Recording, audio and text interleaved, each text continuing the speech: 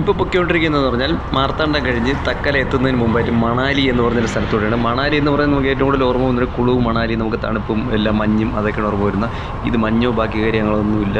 ഇത് നല്ല ചൂടും ഇതൊക്കെ വരണ്ട പ്രദേശമാണ് മണാലി എന്ന് പറഞ്ഞാൽ. ഇന്നത്തെ വീഡിയോയിൽ എന്ന് പറഞ്ഞാൽ നമ്മൾ മെയിനായിട്ട് പോകുന്നത് ടൂറിസ്റ്റ് പ്ലേസുകളോ ബാക്കി കാര്യങ്ങളോ ഒന്നും ഉദ്ദേശിച്ചല്ല. എന്ന് പറഞ്ഞാൽ നമ്മൾ ഈ ഒരു റൂട്ടിൽ ഇങ്ങനെ ഒരു പ്ലേസ് ഉണ്ടെന്ന് അറിയുക, അതിനുവേണ്ടി മാത്രമാണ് പോകുന്നത്. ഇപ്പോൾ നമ്മൾ പാസ് ചെയ്ത് പോയെന്ന് പറഞ്ഞാൽ മേട്ടുക്കട ജംഗ്ഷനാണ് ഈ പാസ് ചെയ്ത് പോകുന്നത്. തക്കലയുടെ റവന്യൂ ഡിവിഷണൽ ഓഫീസ് എല്ലാം സ്ഥിതി ചെയ്യുന്നത് ഈ മേട്ടുക്കടയാണ്. മേട്ടുക്കട എന്ന് പറഞ്ഞാൽ നമ്മളെ മാർത്താണ്ഡം അതുപോലെ മെയിനായിട്ടൊരു പ്രധാനപ്പെട്ട ഒരു സ്ഥലം തന്നെയാണ് നമ്മുടെ ഈ മേട്ടുക്കട എന്ന് പറയുന്നത്. നമ്മളിപ്പോൾ ചെയ്യുന്ന വീഡിയോ എന്ന് പറഞ്ഞാൽ മെയിനായിട്ട് വലിയ ടൂറിസ്റ്റ് പ്ലേസോ ബാക്കി കാര്യങ്ങളൊന്നുമില്ല. നമ്മൾ ഈ റൂട്ടിൽ നമ്മൾ ഇവിടെ നിന്ന് പോകുന്ന മാക്സിമം നമ്മൾ വടശ്ശേരി വരെ പോകുന്നതാണ് നമ്മളെ ഈ ഒരു വീഡിയോ എന്ന് പറഞ്ഞാൽ. വടശ്ശേരി വരെ ഇതിനകത്ത് വരുന്ന മെയിനായിട്ട് ടൂറിസ്റ്റ് പ്ലേസ്, അവിടെ ഒരു ബസ് സ്റ്റാൻഡ്, അവിടുത്തെ ഒരു മാർക്കറ്റ്, ബാക്കി എല്ലാം ഉൾപ്പെടുത്തിയാണ് നമ്മൾ ഇതിനകത്ത് ഈ ഒരു വീഡിയോ നമ്മൾ ചെയ്തിട്ടുള്ളത്. ഇപ്പോൾ നമ്മൾ പാസ് ചെയ്ത് പോയിക്കൊണ്ടിരിക്കുന്ന ഏരിയയാണ് തക്കല ജംഗ്ഷൻ എന്ന് പറയുന്നത്. ഈ റൈറ്റ് സൈഡിലായിട്ട് കാണുന്നതാണ് തക്കല ബസ് സ്റ്റാൻഡ്. ഇവിടെയാണ് ഉണ്ടായിരുന്നത്. ഇപ്പോൾ പുതുക്കി പണിയുന്നതിൻ്റെ ഭാഗമായിട്ട് എല്ലാം പൊളിച്ചിട്ടിരിക്കുകയാണ്.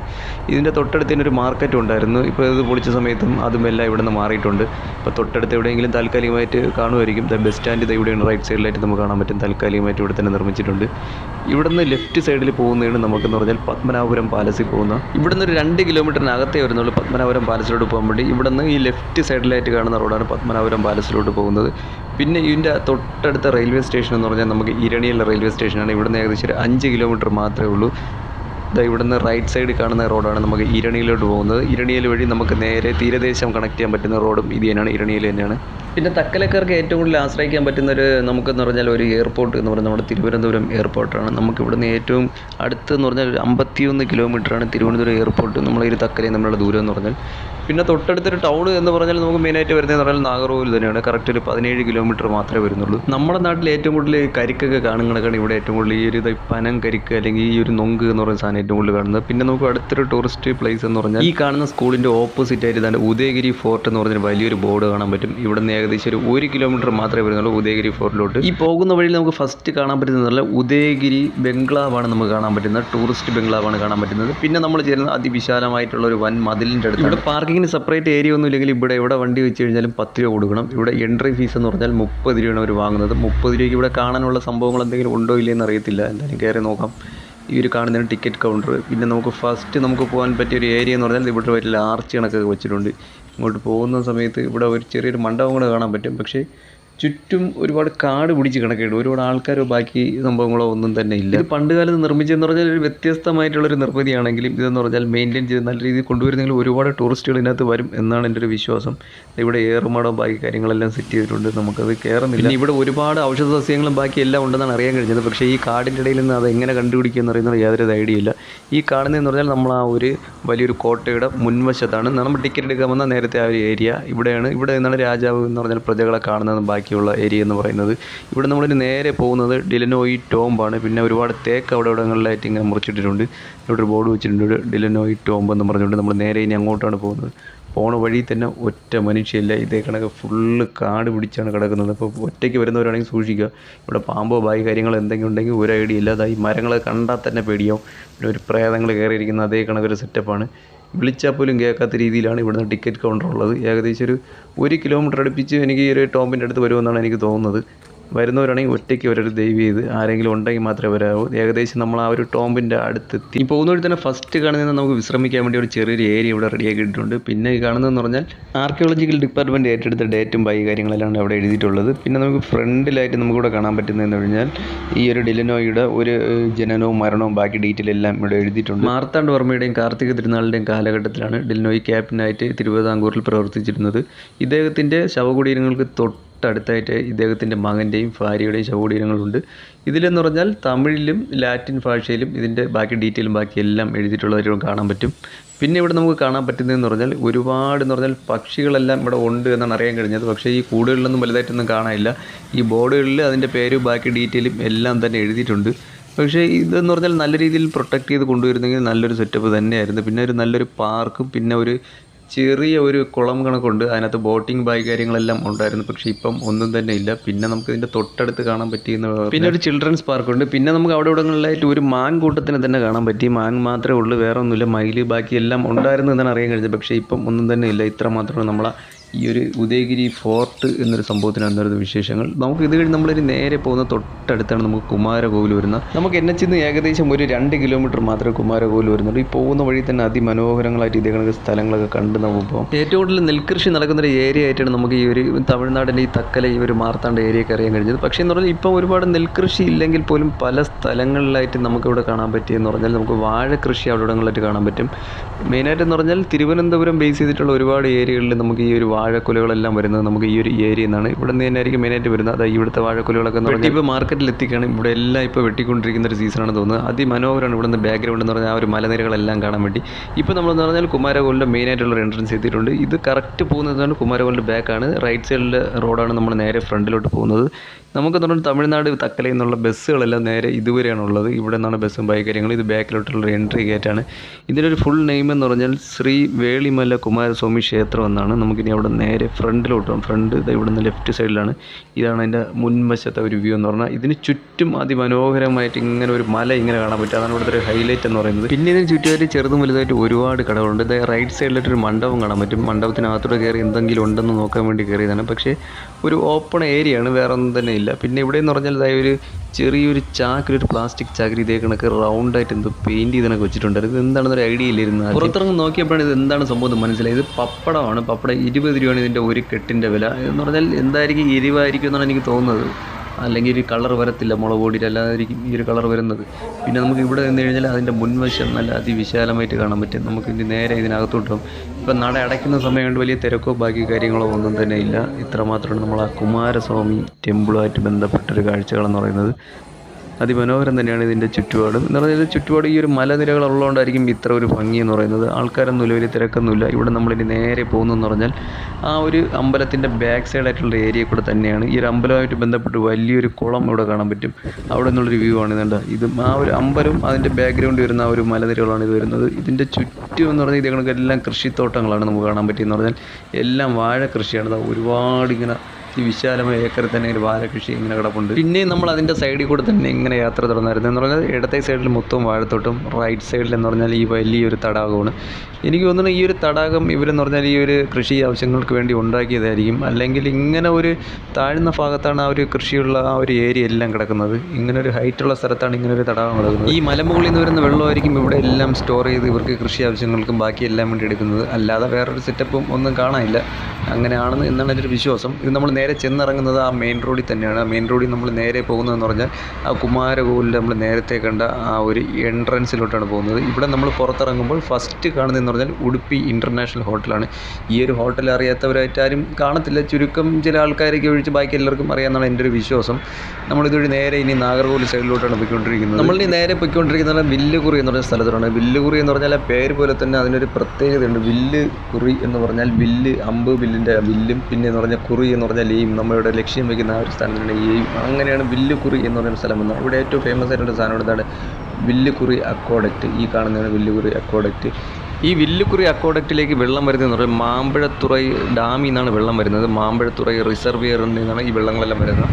പിന്നെ ഈ ഒരു അക്വാഡക്റ്റിൻ്റെ തൊട്ടടുത്തായിട്ട് തന്നെ നമുക്കൊരു അമ്പലത്തിൻ്റെ ആർച്ച് കാണാൻ പറ്റും. ഇതെന്ന് പറഞ്ഞാൽ ശിവാലയ ഓട്ടത്തിലെ 9ാമത്തെ അമ്പലമായിട്ടാണ് അതിനെ കണക്കാക്കുന്നത്. ഇവിടുന്ന് കുറച്ച് ദൂരം മാത്രമേ അമ്പലത്തിലോട്ടുള്ളൂ. നമുക്കിനി ഇവിടെ നേരെ പോകുന്നതെന്ന് പറഞ്ഞാൽ നമ്മൾ മാമ്പഴത്തുറൈ റിസർവിയറിലോട്ടാണ്. ഇവിടുന്ന് ഏകദേശം ഒരു 3 കിലോമീറ്ററാണ് ഈ റിസർവിയറിലോട്ട് വരുന്നത്. ഈ പോകുന്ന വഴി തന്നെയാണ് നമുക്കത് ഇതിൻ്റെ മുകളിൽ കയറാൻ ഇതേ കണക്കിൽ വിശാലമായിട്ടുള്ള വഴിയും ബാക്കി കാര്യങ്ങളെല്ലാം ഇട്ടിട്ടുണ്ട്. ഇതാണ് നമുക്ക് ഇറിഗേഷന് വേണ്ടിയിട്ടുള്ള വെള്ളം എല്ലാം എന്ന് പറഞ്ഞാൽ മാമ്പഴത്തുറൈ റിസർവ് ചെയ്യുന്ന പോകുന്ന അക്വാഡക്റ്റിലോട്ട് പോകുന്ന വെള്ളമാണ്. ഈ ഒരു ഡാം നിർമ്മിച്ചിരിക്കുന്ന മെയിനായിട്ട് എന്ന് പറഞ്ഞാൽ ഈ ഒരു അഗ്രികൾച്ചർ പർപ്പസിന് വേണ്ടി മാത്രമാണ്. ഈ പോകുന്ന വഴി തന്നെ അതിമനോഹരങ്ങളായിട്ട് ഇതേ കാഴ്ചകളൊക്കെ കണ്ട് നമുക്ക്. എനിക്ക് തോന്നുന്നു ഈ ഏരിയക്ക് ഇത്ര ഭംഗിയും പിന്നെ ഇത്ര ഒരു പ്രൊട്ടക്ഷനും ഉള്ളതുകൊണ്ടായിരിക്കും. എന്ന് പറഞ്ഞാൽ മാർത്താണ്ഡവർമ്മയുടെ കാലത്ത് എന്ന് പറഞ്ഞാൽ ഇവിടെ നിന്ന് ആർമി ട്രെയിനിങ് എല്ലാം നടന്നത് ഈ ഒരു ഏരിയയിലാണ്. അതാണ് ഈ വില്ലുകുറി എന്നുള്ളൊരു പേരെല്ലാം ഇവിടെ വരുന്നത്. നമ്മൾ ഇതിനു മുമ്പ് നേരത്തെ കണ്ടതെന്ന് പറഞ്ഞാൽ ഉദയഗിരി ഫോർട്ടായി കഴിഞ്ഞാലും ബാക്കി എല്ലാം എന്ന് പറഞ്ഞാൽ ഇതിനെ ചുറ്റിപ്പറ്റിയാണ് വരുന്നത്. ഈ പോകുന്ന വഴി തന്നെ ഒരു എഞ്ചിനീയറിംഗ് കോളേജ് നമുക്കിവിടെ കാണാൻ പറ്റും. അതിൻ്റെ തൊട്ട് ഫ്രണ്ടിലായിരുന്നാണ് ഇതേ കണക്ക് ഒരുപാട് നെൽപ്പാടങ്ങളും പിന്നെ അതിവിശാലമായിട്ട് കിടിലം വ്യൂ എന്ന് പറഞ്ഞാൽ നമ്മൾ ആ പശ്ചിമഘട്ടം ഇതേ വഴി ഇങ്ങനെ കടന്നു പോകുന്നൊരു വിശാലമായിട്ട് കാണാൻ പറ്റും. പിന്നെ നമുക്ക് അവിടെ നിന്ന് മുന്നോട്ട് കഴിഞ്ഞാൽ വലുതായിട്ട് ആൾക്കാരും ബാക്കി കാര്യങ്ങളോ ഒന്നും തന്നെ ഇല്ല. എല്ലാം ഈ ഒഴിഞ്ഞ ഏരിയയിലാണ്. അതായത് ഇവിടെ ഒരു ബോർഡ് കാണാൻ പറ്റും. ഇവിടുന്ന് റൈറ്റ് സൈഡായിട്ടാണ് നമ്മൾ നേരെ റിസർവിനകത്ത് പോകുന്നത്. ഇതിനകത്ത് ആരും തന്നെ ഇല്ല. എന്ന് പറഞ്ഞാൽ 1-2 വണ്ടികൾ മാത്രം അവിടെ ഉണ്ട്. ഇവിടുത്തെ സ്റ്റാഫായിരിക്കും. പിന്നെ അവിടെ അകത്തോട്ട് പോയിട്ട് വേറെ ആൾക്കാരെ ഒന്നും കാണാനില്ല. ഈ കയറി പോകുന്ന സ്ഥലത്ത് തന്നെയാണ് ഇതേ കണക്ക് ചെറിയൊരു അമ്പലമുണ്ട്. പിന്നെയെന്ന് പറഞ്ഞാൽ ഈ ഒരു വെള്ളം ഓവറായിട്ട് ഫ്ലോ ആയിട്ട് വരുന്നുണ്ടെങ്കിൽ അതിനെ തടഞ്ഞ് നിർത്തുന്നതിന് എന്ന് പറഞ്ഞാൽ മണ്ണ് കല്ല് അതിനെ പുറത്ത് പോകാൻ വേണ്ടി ഒരു ചെറിയൊരു ഇത് കെട്ടിയിട്ടുണ്ട്. ഈ അകത്ത് കുറച്ച് ആട് കാണാൻ പറ്റി. എനിക്ക് തോന്നുന്നു ഇവിടെ അടുത്ത് എവിടെയെങ്കിലും വീട് എന്തെങ്കിലും കാണും, അല്ലാതെ ഈ ഒരു സാധനം എന്തായാലും അകത്ത് വരത്തില്ല. പിന്നെ കയറി പോകുന്ന വഴി തന്നെയാണ് ഇതാ ഒരു വലിയൊരു പാർക്കുണ്ട്. പക്ഷേ ഒറ്റ മനുഷ്യനില്ലാത്തത് എല്ലാം ഇങ്ങനെ കാട് പിടിച്ച് ഇങ്ങനെ കിടക്കുകയാണ്. ഒരു ഫാമിലി ഞാൻ വന്നപ്പോൾ അവിടെ ഉണ്ടായിരുന്നു, അത്രമാത്രം തന്നെയാണ്. പിന്നെ ഈ റിസർവിനകത്ത് ഇതേ കണക്ക് നേരെ ആട് കണ്ട കണക്ക് തന്നെ ഇവിടെ പശുവും കാര്യങ്ങളെല്ലാം ഇങ്ങനെ മേഞ്ഞ് നടപ്പുണ്ടായിരുന്നു. ഈ സ്ഥലത്തിൻ്റെ പേരെന്ന് പറഞ്ഞാൽ ആനൈക്കിടങ്ങ് എന്നാണ് ഈ സ്ഥലത്തിൻ്റെ പേര്. എന്ന് പറഞ്ഞാൽ ഒരുപാട് ആനയൊക്കെ ഉണ്ടായിരുന്ന ഒരു സ്ഥലമായിരിക്കാം ആനൈക്കിടങ്ങ് എന്ന് പറഞ്ഞാൽ. ഇവിടെ ആനയോ കാര്യങ്ങളൊന്നും തന്നെ ഇപ്പോഴും കാണാനില്ല. ഇത് നമ്മൾ വന്ന ഏരിയയാണ്, ആ വന്ന സ്ഥലമാണ് നമ്മൾ കാണുന്നത്. എന്ന് പറഞ്ഞാൽ അതിവിശാലമാണ്. ഇവിടെ എവിടെ നിന്ന് കഴിഞ്ഞാൽ ഒരു വ്യൂ എന്ന് പറയുന്നത്. ഈ ഡാമിൻ്റെ 3 സൈഡ് എന്ന് പറഞ്ഞാൽ മലകളായിട്ട് ഇങ്ങനെ ചുറ്റപ്പെട്ട് കിടക്കണം. കണ്ട, ഇതിൻ്റെ 3 സൈഡും മലകൾ. ഇപ്പം നമ്മൾ വന്ന ആ ഒരു സ്ഥലം മാത്രമേ ഉള്ളൂ നമുക്കെന്ന് പറഞ്ഞാൽ ആ ഒരു മലയില്ലാത്തൊരു ഏരിയ എന്ന് പറഞ്ഞാൽ. ബാക്കി എല്ലായിടത്തും ഇങ്ങനെ ഈ മലയായിട്ട് ഇങ്ങനെ ചുറ്റപ്പെട്ട് കിടക്കുന്ന ഒരു ഏരിയയാണ്. ഒരു കിടിലം സ്പോട്ട് തന്നെയാണെന്ന് പറഞ്ഞാൽ. ഇവിടെ എന്ന് പറഞ്ഞാൽ തിരുവനന്തപുരം നാഗർകോവിൽ മെയിൻ റോഡിൽ നിന്ന് ഏകദേശം ഒരു 3 കിലോമീറ്റർ മാത്രമേ വരുന്നുള്ളൂ. ഇവിടെ എൻട്രി ഫീസോ കാര്യങ്ങളോ അങ്ങനെ ഒന്നുമില്ല. വരാൻ പറ്റുന്നവരാണെങ്കിൽ തീർച്ചയായിട്ടും വരിക. നമുക്ക് ഈ വന്ന സ്ഥലത്ത് ഇങ്ങനെ ചെറിയൊരു മല കാണാൻ പറ്റും, എന്താണെന്ന് അറിയത്തില്ല. ഇതാണ് ആ ഒരു വെള്ളം പുറത്തോട്ട് പോകാൻ വേണ്ടി ഇട്ടിരിക്കുന്ന ഒരു ഏരിയ എന്ന് പറഞ്ഞാൽ. ഇത്ര മാത്രമേ ഉള്ളൂ. ചെറിയൊരു ഒരു വാൽവ് കണക്കെല്ലാം സെറ്റ് ചെയ്ത് വെച്ചിട്ടുണ്ട്. ഇത്ര മാത്രമാണ് ഇവിടെ ഈ ഒരു ഇത് വരുന്നത്. അല്ലാതെ ബാക്കി എന്ന് പറഞ്ഞാൽ ഒരുപാട് വെള്ളമോ കാര്യങ്ങളൊന്നും വരാത്തതുകൊണ്ടായിരിക്കും ഇങ്ങനെ വരുന്നത്. പിന്നെ ഇതിൻ്റെ ഒരു സൈഡ് ഇങ്ങനെ ഇടിച്ച് പൊളിച്ചുകൊണ്ടിരിക്കുകയാണ്. അപ്പോൾ അധികകാലം ഈ മല ഇവിടെ കാണുമോ ഇല്ല എന്നുള്ള യാതൊരുവിധ ഐഡിയ ഇല്ല. എന്തായാലും ഇതിൻ്റെ അതിവിശാലമായിട്ട് നല്ലൊരു വ്യൂ തന്നെയാണ് നമുക്ക് ഇവിടെ നിന്ന് കിട്ടുന്നത്. എന്തായാലും വരാൻ പറ്റുന്നവരാണെങ്കിൽ തീർച്ചയായിട്ടും വരിക. പിന്നെ നമ്മൾ ഇവിടെ നിന്ന് നേരെ ഈ ഒരു ഭാഗത്ത് എത്തുമ്പോഴാണ് നമ്മൾ NH66 നമുക്ക് ഇവിടെ വന്ന് കണക്റ്റ് ആവുന്നത്. NH66 നമ്മുടെ കാരോട് നിന്ന് കന്യാകുമാരി വരെയാണ്. ഇതുവഴി കണക്ട് ചെയ്താണ് നമ്മൾ നേരെ ഇത് കന്യാകുമാരിയിലോട്ട് പോകുന്നത്. പക്ഷേ എന്നുള്ള അതിൻ്റെ വർക്കെല്ലാം ഫിനിഷ് ആയി നമുക്ക് നല്ല ഈസി ഒരു റോഡ്. കഴക്കൂട്ടംകാരോട് വർക്ക് തുടങ്ങിയ സമയങ്ങളിൽ തുടങ്ങിയ വർക്കാണ്. പക്ഷേ എന്നുള്ള കഴക്കൂട്ടംകാരോട് ഫിനിഷായി വണ്ടിയെല്ലാം എപ്പോഴും പോകുന്നുണ്ട്. പക്ഷേ ഇവിടെ ഒന്നും ആയിട്ടില്ല. ഇടയ്ക്ക് എന്തോ ഒരു പ്രശ്നം കൊണ്ട് ഇങ്ങനെ വർക്കെല്ലാം നിർത്തി വെച്ചിട്ടുണ്ടായിരുന്നു. പിന്നെയും ഇത് വർക്കെല്ലാം സ്റ്റാർട്ട് ചെയ്തിട്ടുണ്ട്. എന്തായാലും എത്രയും പെട്ടെന്ന് കഴിയട്ടെ. നമുക്ക് യാത്ര എന്ന് പറഞ്ഞാൽ നല്ലൊരു ഈസി ആയിരുന്നു. ട്രിവാൻഡ്രം സൈഡിൽ നിന്ന് വരുന്നവർക്ക് നല്ലൊരു ഈസി ഒരു റോഡ് തന്നെയാണ് നമുക്ക് NH66 എന്ന് പറയുന്നത്. നമുക്ക് ഇതുവഴി കട്ട് ചെയ്ത് നമുക്ക് തിരുനെൽവേലി മധുര റൂട്ടിലേക്ക് പോകാൻ പറ്റിയൊരു റോഡ് തന്നെയാണിത്. നമ്മളിപ്പം ഏകദേശം എത്തിയെന്ന് പറഞ്ഞാൽ പാർവതീപുരം എന്നൊരു സൈഡിലാണ് എത്തിയത്. ഇവിടെ ഏറ്റവും കൂടുതൽ കാണുന്നത് അതിൻ്റെ കണക്ക് റോഡ് സൈഡിൽ ടൈല് അങ്ങനത്തെ ഐറ്റംസാണ് ഏറ്റവും കൂടുതൽ കാണുന്നത്. ഇവിടെയൊക്കെ അതിവിശാലമായിട്ട് നല്ലൊരു വ്യൂ തന്നെയാണ് ഇവിടെയൊക്കെ ഉള്ളതുകൊണ്ട്. ഈ ഒരു ഏരിയയിലാണ് ഏറ്റവും കൂടുതൽ എഞ്ചിനീയറിംഗ് കോളേജെല്ലാം കാണപ്പെടുന്നത്. അതാണ് ഈ ഒരു സൈഡിലായിട്ട് നമുക്ക് കാണാൻ പറ്റും. 2-3 എഞ്ചിനീയറിംഗ് ഇവിടെ കാണാൻ പറ്റും. ഈ ഒരു ഏരിയ ചുങ്കൻകട എന്ന് പറഞ്ഞൊരു പ്രദേശമാണ് ഈ ഒരു ഏരിയ. ഒരു എഞ്ചിനീയറിംഗ് കോളേജ് നമുക്ക് ഇവിടെ കാണാൻ പറ്റും. നമുക്ക് പറ്റുമെങ്കിൽ ഏതെങ്കിലും ഒരു സൈഡിലോട്ട് നിന്ന് കയറാം. ഇവിടുന്ന് റൈറ്റ് സൈഡായിട്ടുള്ള റോഡ് നമുക്ക് കയറാം. അവിടെയും പോകുന്ന സ്ഥലങ്ങളിൽ ഡയബറ്റിക് ക്ലിനിക്ക്, പിന്നെ 2 എഞ്ചിനീയറിംഗ് കോളേജ് നമ്മളൊരു ഫ്രണ്ടിൽ കാണാൻ പറ്റും. ഒരു കാലത്ത് ഏറ്റവും കൂടുതൽ കേരളത്തിൽ നിന്ന് കുട്ടികൾ പഠിക്കാൻ വന്നിട്ടുള്ള ഏരിയയാണ് നമ്മളെ ഈ ഒരു ചുങ്കൻകട, ഈ ഒരു ഇവിടുത്തെ എഞ്ചിനീയറിംഗ് കോളേജുകളിൽ. പക്ഷേ ഇപ്പോഴെന്ന് പറഞ്ഞാൽ എഞ്ചിനീയറിംഗിനോട് വലിയൊരു ഇതില്ലാത്തതുകൊണ്ട് ഒരുപാടെന്ന് പറഞ്ഞാൽ കുട്ടികൾ ഇങ്ങോട്ട് വരുന്നില്ല. നമുക്ക് അങ്ങനെ ഒരു കാര്യം അറിയാൻ പറ്റുന്നില്ല. ഒരുപാട് ആൾക്കാർ ഈ ഏരിയയിൽ പഠിക്കാൻ വന്നിട്ടുണ്ടായിരുന്നു. പക്ഷേ ഇപ്പം അങ്ങനെ നമ്മളോട് നേരെ ഇറങ്ങിയെന്ന് പറഞ്ഞാൽ പാർവതീപുരം ജംഗ്ഷൻ്റെ അടുത്തായിട്ടാണ് എത്തിയിട്ട്. പാർവതീപുരം എന്ന് പറഞ്ഞാൽ മെയിനായിട്ട് എന്നുള്ളൊരു ഏരിയ എന്നും വേണം പറയാൻ. ഇവിടെ നിന്ന് ആണ് നമുക്കെന്ന് പറഞ്ഞാൽ തിരുനെൽവേലി ആയാലും നാഗർകോവിലായാലും ബാക്കി എന്ന് പറഞ്ഞാൽ കന്യാകുമാരിയിൽ എല്ലായിടത്തും കട്ട് ചെയ്ത് പോകുന്നത്. നമ്മുടെ ലെഫ്റ്റാണ് കയറി. ലെഫ്റ്റ് എന്ന് പറഞ്ഞാൽ നമ്മൾ NH66 ഇതുവഴിയാണ് കടന്നു പോകുന്നത്. അണ്ടർപാസിൻ്റെ വർക്ക് കൂടെ നടന്നുകൊണ്ടിരിക്കുന്നേ ഉള്ളൂ. പണി ഒന്നും ആയിട്ടില്ല ഈ ഏരിയയിൽ നിന്ന്. എന്തായാലും ഇനി ഒരു 2-3 വർഷം എടുക്കുമെന്നാണ് തോന്നുന്നത്. ഇത് നമുക്ക് നേരെ പോകുന്നത് കന്യാകുമാരിയിലോട്ടാണ്. നമുക്ക് പിന്നെയും പാലത്തിൻ്റെ മുകളിലോട്ടാണ് വന്നത്. നമ്മൾ പാലത്തിൻ്റെ മുകളിലോട്ട് വന്നിട്ട് നമ്മൾ നേരെ പോകുന്നത് വടശ്ശേരി ബസ് സ്റ്റാൻഡ്, വടശ്ശേരി ആ ഒരു ഏരിയയിലോട്ടാണ് പോകുന്നത്. പാർവതീപുരം ഫ്ലൈ ഓവർ നമുക്ക് ഇത് ഓപ്പൺ ആയിട്ടെന്ന് പറഞ്ഞാൽ 2018 ഡിസംബറിലാണ് ഇത് ഓപ്പൺ ആവുന്നത്. ഏകദേശം എന്ന് പറഞ്ഞാൽ കോസ്റ്റ് വരുന്നത് 314 കോടിയാണ് വരുന്നത്. ഇതെന്ന് പറഞ്ഞാൽ കുറച്ച് ദൂരം കഴിഞ്ഞത് 2ആയിട്ട് ഡിവൈഡ് ചെയ്തിട്ടു. ഇപ്പോൾ നമ്മൾ നേരെ പോകുന്നതെന്ന് പറഞ്ഞാൽ ഒരു വടശ്ശേരി എന്ന് പറഞ്ഞാൽ ആ ഒരു ഏരിയയിലോട്ടാണ് ഇപ്പോൾ പോകുന്നത്. ഇതിൻ്റെ മുകളിൽ നിന്ന് ഇവിടെ നിന്ന് റൈറ്റ് സൈഡായിട്ട് ചെറിയൊരു റോഡ് കട്ടാവുന്നുണ്ട്. ഈ കാണുന്നതാണ് റൈറ്റ് സൈഡ്. ഇത് നേരെ പോകുന്നത് കോട്ടാർ എന്ന ആ റൂട്ടിലോട്ടാണ് പോകുന്നത്. നമുക്കെന്ന് പറഞ്ഞാൽ ഇതുവഴി വടശ്ശേരി കറങ്ങി കോട്ടാർ വഴി കറങ്ങി തിരിച്ച് നമുക്ക് ഈ റൂട്ടിൽ തന്നെ തിരിച്ചിങ്ങനെ വരാം. അങ്ങനെ ഒരു ഇതും കൂടെ ഉണ്ട്.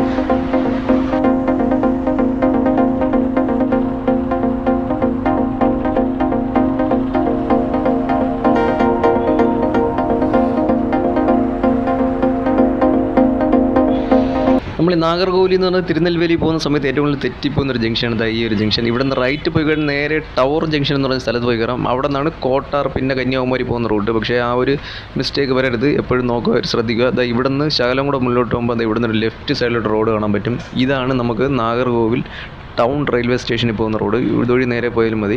അല്ലാതെ വേറെ വഴികളൊക്കെ ഉണ്ട്. പക്ഷേ ഇത് നമ്മൾ ഈ ട്രിവാൻഡ്രം സൈഡിൽ നിന്ന് വരുന്നവർക്കാണെങ്കിൽ ഈസി എന്ന് പറഞ്ഞാൽ ഈ ഒരു റോഡാണ്. ഇവിടെ നിന്ന് ലെഫ്റ്റ് കയറി പോകുന്നതാണ് ഏറ്റവും ഈസി. ഇനി അടുത്തൊരു റെയിൽവേ സ്റ്റേഷൻ വരുന്നത് നാഗർകോവിൽ ജംഗ്ഷൻ റെയിൽവേ സ്റ്റേഷൻ വരുന്നുണ്ട്. അത് നേരെ ഓപ്പോസിറ്റാണ് വരുന്നത്. നേരെ ഓപ്പോസിറ്റ് സൈഡ് എന്ന് പറഞ്ഞാൽ നമ്മൾ നേരെ കന്യാകുമാരി പോകുന്ന റൂട്ടിലാണ് വരുന്നത്. കന്യാകുമാരി പോകുന്നതെന്ന് പറഞ്ഞാൽ ആ ഒരു ഇത് കട്ട് ചെയ്താണ് പോകുന്നത്. നാഗർകോവിൽ ടൗൺ റെയിൽവേ സ്റ്റേഷൻ്റെ ജംഗ്ഷൻ റെയിൽവേ സ്റ്റേഷൻ്റെ ഇടയിൽ നിന്ന് കട്ട് ചെയ്തിട്ടാണ് നമ്മൾ മധുരൈ ചെന്നൈ റൂട്ടിലോട്ടുള്ള റെയിൽവേ സ്റ്റേഷൻ്റെ ഒരു ട്രാക്ക് കിടക്കുന്നത്. എന്ന് പറഞ്ഞാൽ വല്ലാത്ത രീതിയിലാണ് നമുക്ക് ഇതേ ഒരു പ്രശ്നം തന്നെയാണ് എറണാകുളത്തുള്ളത്. ടൗണും ജംഗ്ഷനും രണ്ട് രീതിയിൽ കിടപ്പുണ്ട്. അപ്പോൾ നമ്മൾ കറക്റ്റ് അറിഞ്ഞില്ല എന്നുണ്ടെങ്കിൽ നമ്മളത് പെട്ടും. അതുകൊണ്ട് കറക്റ്റ് നോക്കി കണ്ടൊക്കെ മാത്രമേ ഈ ഒരു നാഗർകോവിൽ വന്നാലും ട്രെയിനിൽ കയറാൻ ശ്രമിക്കുക. ഇപ്പം നമ്മൾ കറക്റ്റ് ഒരു വടശ്ശേരി എന്ന് പറഞ്ഞാൽ വടശ്ശേരി ഒരു ടൗണിലോട്ട് എൻ്റർ ആയിട്ടുണ്ട്. ആ ഒരു എൻട്രി ഗേറ്റാണ് ഇങ്ങോട്ട് പോയിക്കൊണ്ടിരിക്കുന്നത്. നമുക്ക് ഇവിടെ നിന്നാണ് നമുക്ക് റൈറ്റ് സൈഡ് നമുക്കൊരു റോഡ് കാണാൻ പറ്റും. അത് നേരെ പോകുന്നത് പറഞ്ഞാൽ നാഗർകോവിൽ എന്ന് പറഞ്ഞാൽ പ്രോപ്പറായിട്ടുള്ള നാഗർകോവിൽ സിറ്റിക്കകത്തോട്ടാണ് പോകുന്നത്. ഈ ഒരു വണ്ടി ഇറങ്ങി വരുന്ന ആ ഒരു റൈറ്റ് സൈഡ് റോഡാണ്. പക്ഷേ നമ്മളിപ്പോൾ എല്ലാം കൂടെ നമുക്കെന്ന് പറഞ്ഞാൽ ആ ഒരു റോഡിലോട്ട് കയറുന്നില്ല. എന്നാൽ നമുക്ക് മൊത്തത്തിലൊരു പ്രശ്നം ഒന്നും ഒരു ഐഡിയ കിട്ടുന്നതാവും. ഇപ്പം എന്ന് പറഞ്ഞാൽ കറക്റ്റ് നമ്മൾ വടശ്ശേരി വരെയുള്ള ആ ഒരു റൂട്ട് മാത്രമേ നമ്മൾ പോകുന്നുള്ളൂ.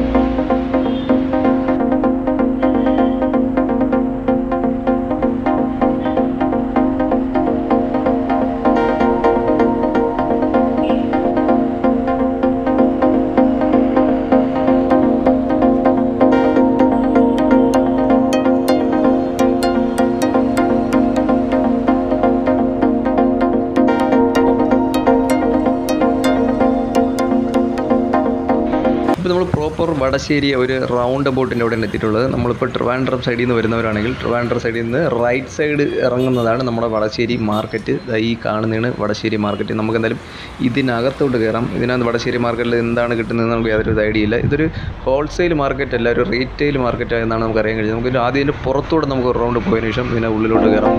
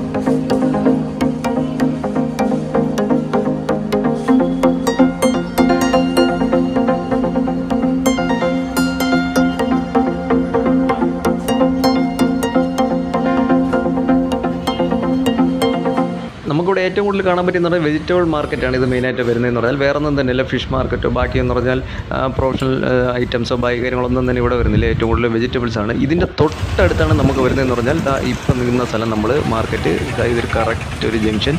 ഇവിടുന്ന് ലെഫ്റ്റ് സൈഡിലായിട്ട് കറക്റ്റ് കാണാൻ പറ്റുന്നതിന് വടശ്ശേരി ബസ് സ്റ്റാൻഡ്. ഇപ്പോൾ വടശ്ശേരി ബസ് സ്റ്റാൻഡ് വരുന്നവരാണെങ്കിൽ തീർച്ചയായിട്ടും ഈ ഒരു മാർക്കറ്റിനകത്തോട്ട് കയറാൻ ശ്രമിക്കുക.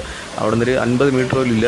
പിന്നെ ആ ഒരു ബസ് സ്റ്റാൻഡിൻ്റെ സൈഡ് വഴി തന്നെ അകത്തോട്ട് ഒരു വഴിയുണ്ടെന്ന് അറിയാൻ കഴിഞ്ഞിട്ടുണ്ട്. ഈ ബസ് സ്റ്റാൻഡിൽ നിന്ന് ലോക്കൽ ബസ്സുകളല്ലാതെ തന്നെ നമുക്ക് ലോങ് ബസ്സുകളും ഇവിടെ നിന്ന് ഒരുപാട് എടുക്കുന്നുണ്ട്. എന്ന് പറഞ്ഞാൽ അതിവിശാലമായിട്ടുള്ള ബസ് സ്റ്റാൻഡാണ്. 2 സൈഡിലായിട്ടാണ് കിടക്കുന്നത്, 2-3 സെക്ഷനായിട്ടാണ് ഈ ബസ് സ്റ്റാൻഡ് കിടക്കുന്നത്. എന്തായാലും നമ്മൾ നാഗർകോവിൽ ടൗണിൻ്റെ കൂടുതൽ വീഡിയോകളായിട്ട് ഇനിയും വരുന്നതായിരിക്കും. ഇതിൻ്റെ പാർക്കിംഗ് ഏരിയ എന്ന് പറഞ്ഞാൽ കുറച്ച് ഏരിയ ഉള്ളൂ. ഈ ഒരു സൈഡെല്ലാം റെസ്റ്റോറൻറ്റ് ഉണ്ട്. അത് വിശാലമായിട്ടുള്ള ഒരു ബസ് സ്റ്റാൻഡാണ്. അപ്പുറവും ഇപ്പുറവും അങ്ങറ്റം വരെ കിടപ്പുണ്ട്, അത്രയ്ക്ക് മാത്രമുണ്ട്. അതുപോലെ തന്നെ പുതിയ കുറച്ച് ഷോപ്പും കാര്യങ്ങളെല്ലാം ഇവിടെ വർക്കെല്ലാം നടന്നുകൊണ്ടിരിക്കുന്നുണ്ട്.